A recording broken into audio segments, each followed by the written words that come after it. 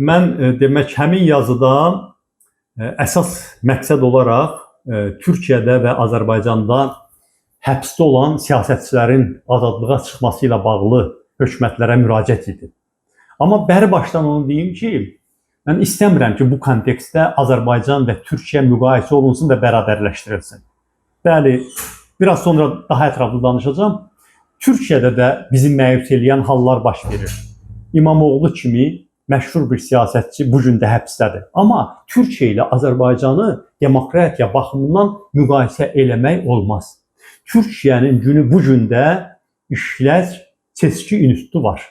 Türkiyənin hökumətləri və parlamentləri müxalifət də etiraf eləyir ki, seçki yolu ilə xalq tərəfindən seçilir. Türkiyədə axırıncı bələdiyyə seçkilərini hətta müxalifət qalib gəlir. Türkiyənin birinci partiyası sonuncu bələdiyyə seçkilərində müxalifətdəki CHP çıxır. Yəni Türkiyədə seçki institutu var. Türkiyədə müəyyən baskılar olsa da, amma azad televiziyalar var. Türkiyənin ən nüfuzlu televiziyaları, müstəqil televiziyalar, müxalif televiziyalar. Bizdə belə bir şey təsəvvür eləmək olar. Türkiyədə müstəqil qəzetlər var. Bəli, əvvəlki qədər deyil bəlkə. Hökumətin ağırlığı artıb mətbuatda. Amma var bu imkanlar. Türkiyədə təsəvvür eləyir, vəkillər kollegiyası hökumətə qarşı demək olar ki, tam müxalif, müstəqil mövqeydədir. Vəkillər kollegiyası aksiyalar eləyir. Bunu siz Azərbaycanda təsəvvür edə bilirsiniz. Azərbaycanda biz siyasi məhbusların hüquqlarını müdafiə eləməyə 10 nəfər müstəqil vəkil tapmağa çətinlik çəkirik. Türkiyənin təbiblər birliyi, yəni həkimlərin birliyi, müxalif mövqeydədir. Müəllimlər birliyi, həmkarlar ittifaqları, müxalif mövqeydədir, müstəqil mövqeydədir, işçi həmkarlar ittifaqları öz haqlarını tələb edir. Türkiyənin hətta iş adamlarının xeyli hissəsi müstəqil və müxalif mövqeydədirlər. Bunu Azərbaycanda təsəvvür eləmək çətindir. Bunu ona görə dedim ki, indi biz istər-istəməz bəzi oxşar məsələyə görə, məqama görə biz Azərbaycan və Türkiyənin adını burada bir yerdə çəkdik. Amma repressiya baxımından Azərbaycandakı vəziyyətlə Türkiyədəki vəziyyət müqayisə oluna bilməz. Azərbaycanla müqayisədə Türkiyə çox-çox demokratik ölkədir. Hə, onun demokratiyasının qüsurları var. Avropa standartları baxımından bu qüsurları var. Amma bütövlükdə bizimlə müqayisə eləmək belə mümkün deyil. Bunu mən öncədən dedim ki, səhv anlaşılma olmasın. Amma mən bu yazını yazmışdım. Yazını yazmağa mənə təkan vermişdi Ümid Özdağın azad edilməsi. Ümid Özdağ çoxları tanımaya bilər. Türkiyədə çox da böyük olmayan və yeni yaranmış Zəfər Partiyasının sədridir. Vaxtilə MHP-də olub, deməli Ümid Özdağ. Və bu 5 ay idi ki, həbsxanadaydı. Onu məhkəmə azad elədi. Və mən də bundan ruhlanaraq yazdım ki, Ümid Özdağın azadlığa çıxmağı bir siyasətçidir. Türkiyə miqyasında deməli bir siyasətçidir. Belə bir siyasətçinin indi həbsdən azad edilməsi ümidlər yaradır ki, İmamoğlu da azadlığa çıxa bilər. Və İmamoğlunun azadlığa çıxmağı bu Türkiyəni daxildən rahatlada bilər. Baxın, bilirsiniz indi Türkiyənin ətrafında nə boyda gərginliklər var. Və belə bir məqamda Türkiyəni istən gücləndirmək, daxilən rahatlatmaq çox önəmlidir. Və mən gizlətmirəm ki, mövqeyimi. Mən hər zaman Türkiyəni Azərbaycan üçün əvəzsiz strateji müttəfiq qardaş dövlət sayıram. Və bu hər zaman da belə olacaq. Və mənim mövqeyim bundan ibarətdir ki, Azərbaycanda və Türkiyədə kimin hökumət, kimin müxalifət olmağından asılı olmayaraq bu belə qalmalıdır. Amma eyni zamanda bunu da açıq ifadə edirəm ki, qardaş qardaşa hər şeyin yaxşısını rəva görər də. Məsələn, könül istər ki, Türkiyə o demokratiyasındakı kəmkəsiri də aradan qaldırsın. Özləri ki, tez-tez deyirlər, yaxşı özləri ifadə edirlər. Demokratiyanın bir üst səviyyəsinə qalxsınlar. Yeri gəlmişkən Erdoğanın öz sözüdür. Demokratiyanın bir üst səviyyəsinə qalxmağı biz arzuluyuruq. Biz arzuluyuruq ki, Türkiyədə hansının ki, qüdrətini öz qüdrətimiz bilirik, gücünü öz gücümüz bilirik. O güclü olanda biz də özümüzü güclü bilirik. Zəif olanda biz də onun zərərini görürük. Həmin Türkiyədə ana müxalifətin prezidentliyə namizədi həbsxanada olmasın. Başqa xalq tərəfindən seçilmiş bələdiyyə başqanları həbsxanada olmasın. Və bunu da gizlətmirik bu mövqeyimizi. Və bu Türkiyə hökumətinin başqa sahələrdə, o cümlədən Azərbaycanla münasibətdə, Qarabağ məsələsində elədiyi çoxsaylı yaxşı işlərin yerə vurulması deyil. Əksinə, əgər sən qardaşının daha da qüsursuz olmağını arzuluyursansa və onun çoxlu sayədə yaxşı işlərinə görə sağ ol deyib, amma sənə görə üsurlu görünən bir işin də düzəltməsini arzulayırsansa, bu qətiyyən ona qarşı olmaq deyil. Bunu da mən izah eləmək istəyirəm. Və mən orada xüsusi olaraq onu vurğulamışdım bu yazdakı. Və Türkiyə ictimaiyyətinin də yəqin diqqətini ona görə cəlb elədi. Türkiyənin qəzetlərində, saytlarında bu çap olundu.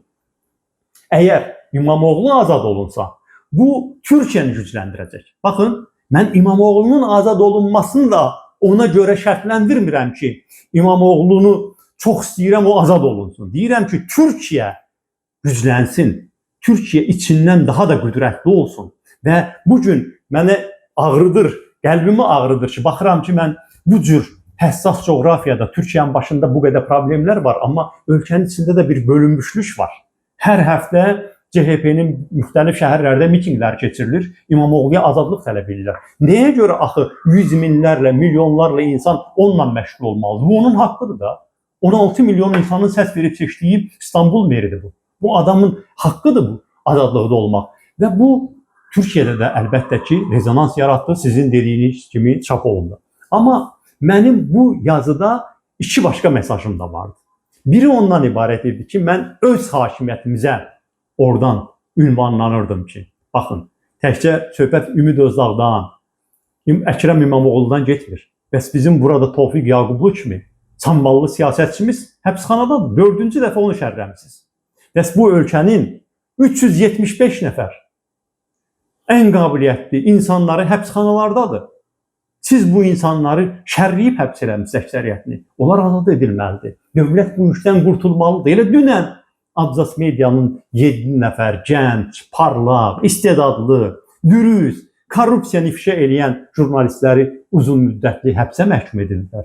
8 il, 9 il müddətinə azadlıqdan məhrum edildilər. Həmin o gənc qızları, gənc oğlanları. Onlar bilirsiniz məhkəmədə necə parlaq çıxışlar elədilər. Mən onlarla fəxr elədim millətimizin adına.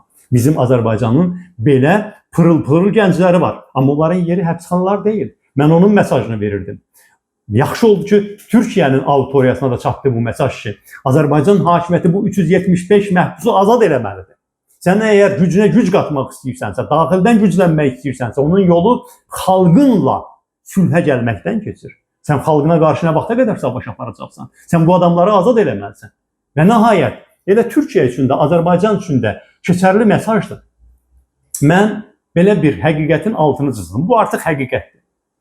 Kimin qəbul edib eləməməyindən asılı olmayaraq həyatda özünü təsdiq elədi. Axırıncı dəfədə bax qonşuluğumuzdakı müharibədə özünü təsdiq edir. Bugün dövlətləri güclü eləyən onların yalnız ordusu, yalnız iqtisadi gücü deyil. Yalnız maliyyə gücü deyil, yalnız əhalisinin sayı deyil. Bugün dövlətləri güclü eləyən onun demokratik institutlarıdır həm də. Demokratik institutları inkişaf etməyən dövlətin hərbisi də, iqtisadiyyatı da inkişaf edə bilməz. Biz bunu hər gün görürük. Mən əlavə adlar çəkmək, detallar danışmaq istəmirəm. Demokratik institutları olmayan ölkə texnologiyasını, elmini inkişaf elətdirə bilmir, təhsilini inkişaf elətdirə bilmir, azad vətəndaş yetişdirə bilmir. Və azad vətəndaşı, təkmil təhsil sistemi olmayan, yüksək texnologiyası, sərmayəsi olmayan ölkənin nə güclü ordusu ola bilir, nə inkişaf etmiş iqtisadiyyatı ola bilir və nə qədər gövdəsi böyük olur olsun, sonda zəif olur və məğlubiyyətə məhkumdur. Bugün dövlətin gücü yalnız tankının, toplunun sayı ilə müəyyənləşmir. Böyük-böyük savaşın taleyini həll edir deməli o gəncəcik uşaqlar operatorlarla, pilotsuz uçuş aparatları ilə 10 minlərlə zirehli texnikanı göz qırpımında məhv edirlər.